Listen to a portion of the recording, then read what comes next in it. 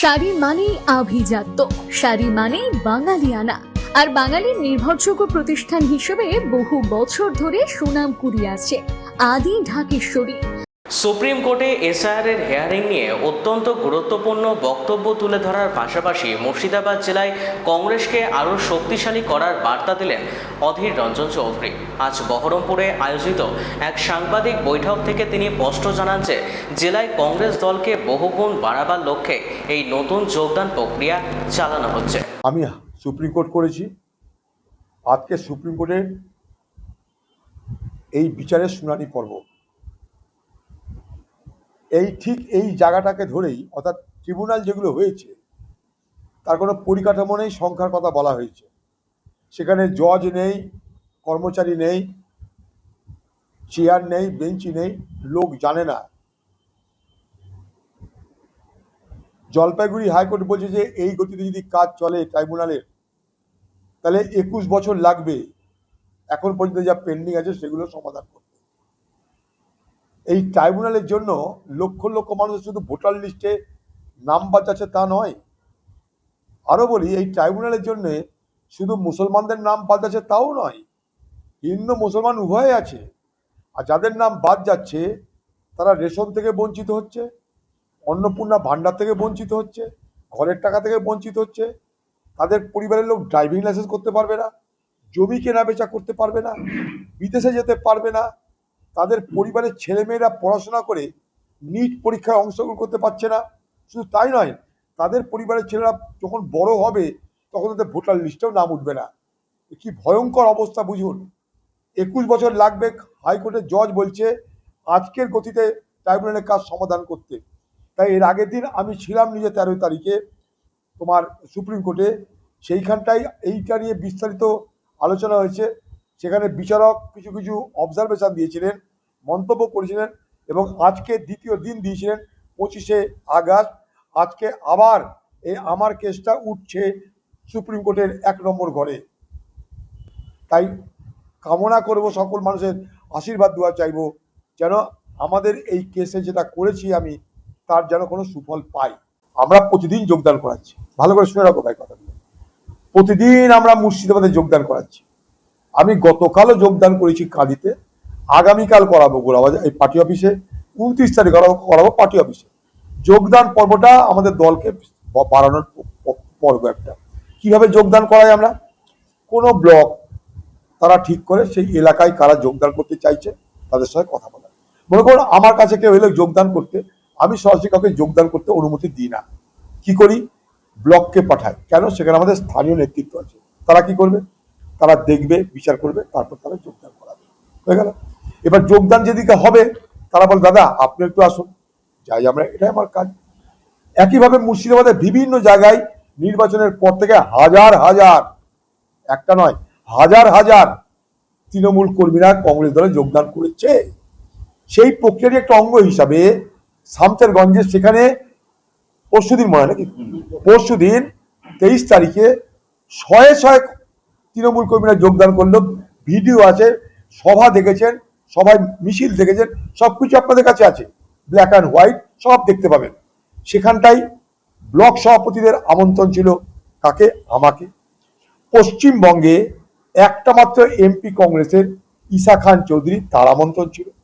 পশ্চিমবঙ্গে দুটো মাত্র কংগ্রেসের এমএলএ, আমাদের একজন মহাতাব শেখের, তার উপস্থিতি ছিল, তার আমন্ত্রণ ছিল।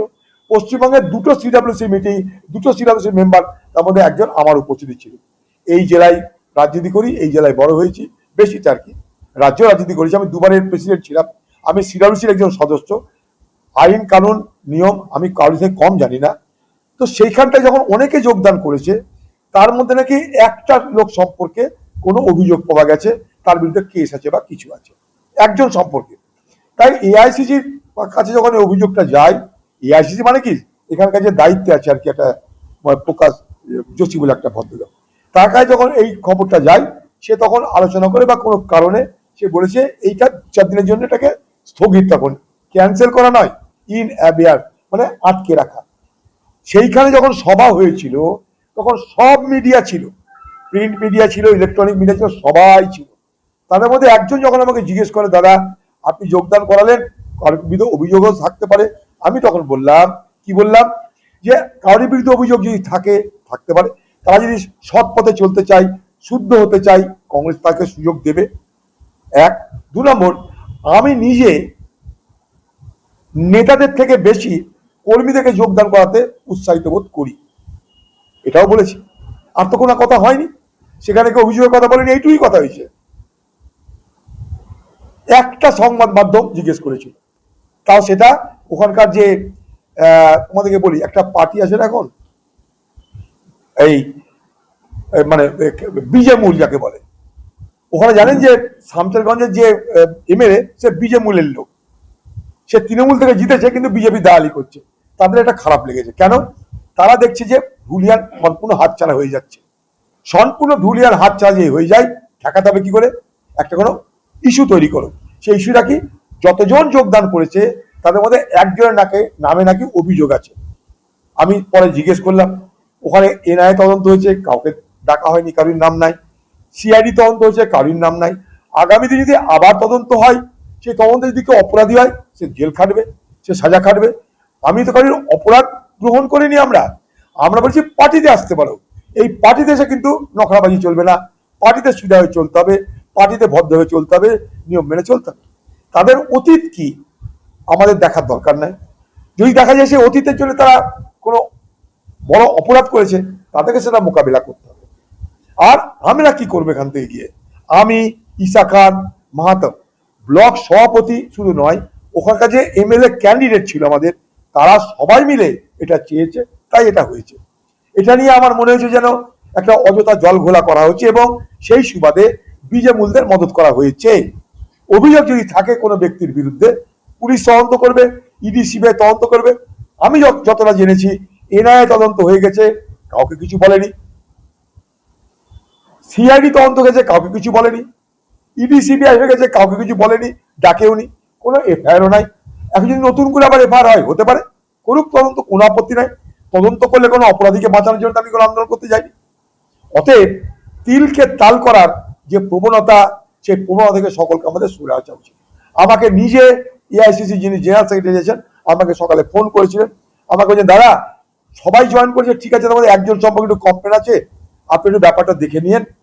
হ্যাঁ, তো আমি তার জন্য আমরা বলেছি যে একটু থেমে তাদেরকে যোগদান করাতে 2-4 দিন দাঁড়িয়ে আপনি দেখে নেন, তারপর যেটা খুশি, যেটা ভালো মনে হয় আপনি করুন। আপনি আমাদের সিনিয়র লিডার, আপনার ব্যাপারটা কিছু বলার নাই। এখন এইটাকে তিলকে তাল করার গল্প আছে, কিছু নাই, কাজ নাই, তো নেই কাজ, তো খই ভাত চলছে বাজারে। আবার আমি কালকে যোগদান করাবো, আবার আমি 29-এ যোগদান করাবো, 29 তারিখে যোগদান। মুর্শিদাবাদে চলছে তো চলবেই, কালকেও করিয়েছি। কংগ্রেসের পুনরুত্থান মুর্শিদাবাদ জেলা হচ্ছে, এই পুনরুত্থান ঠেকানোর ক্ষমতা কারী নেই। সরকারি দলে থেকেই হোক, বেসরকারি দলে থেকেই হোক, এই পুনরুত্থান কাউকে ঠেকানোর ক্ষমতা নেই। বরং আমি সবাইকে বলবো, যে জেলায় যোগদান হবে সেই জেলাকে জানিয়ে যোগদান হোক। জানি আমাদের পরিকাঠামোতে জেলা আছে, প্রদেশ আছে, দেশ আছে, অনেক কিছু আছে, কিন্তু মূল ভিত্তি আমাদের জেলা, জেলার মূল ভিত্তি গ্রাম, গ্রামের মূল ভিত্তি হচ্ছে বুথ। আমরা কিন্তু সেই ব্লকের, জেলারও না, ব্লক, জেলার পরে মহকুমা, তারপরে ব্লক, সেই ব্লকের সমস্ত নেতৃত্বের আহ্বানে আমি গেছি, একজন সিনিয়র মেম্বার। ঈশা খান গেছে, পশ্চিমবঙ্গের একটা কংগ্রেসের এমপি। মাহতাব শেখ গেছে, পশ্চিমবঙ্গ কংগ্রেসের 2 এমএলএ, একজন এমএলএ। পরিষ্কার হলো, আর কোনো গল্প নাই। যোগদান চলছে, যোগদান চলবে, যোগদান আগামী দিনেও চলবে, চলছিল, চলছে, চলবে। তৃণমূল পার্টিকে মুর্শিদাবাদ জেলা থেকে কংগ্রেস সাদরে উৎখাত করে কংগ্রেসকে শক্তিশালী করবে। কংগ্রেসকে শক্তিশালী করবার প্রচেষ্টা নিয়ে আমরা লড়ছি। কংগ্রেসকে দুর্বল করার ক্ষমতা কারো নেই, কারো নেই, কারো নেই। শাড়ি মানেই আভিজাত্য, শাড়ি মানেই বাঙালিয়ানা। আর বাঙালির নির্ভরযোগ্য প্রতিষ্ঠান হিসেবে বহু বছর ধরে সুনাম কুড়িয়ে আসছে আদি ঢাকেশ্বরী। বহরমপুরের প্রতি ঘরে ঘরে নিজেদের নিখুঁত, শৌখিন এবং ইউনিক ডিজাইনের কালেকশন পৌঁছে দিচ্ছে আদি ঢাকেশ্বরী। আমাদের প্রতিটি শাড়িতে রয়েছে নতুনত্বের ছোঁয়া। বাঙালি নারীদের পছন্দের বিভিন্ন ঐতিহ্যপূর্ণ শাড়ি থেকে শুরু করে সারা ভারতের বিশেষ বিশেষ অঞ্চলে বিখ্যাত শাড়ি, সব রকম কালেকশন পাবেন আমাদের এই শোরুমে।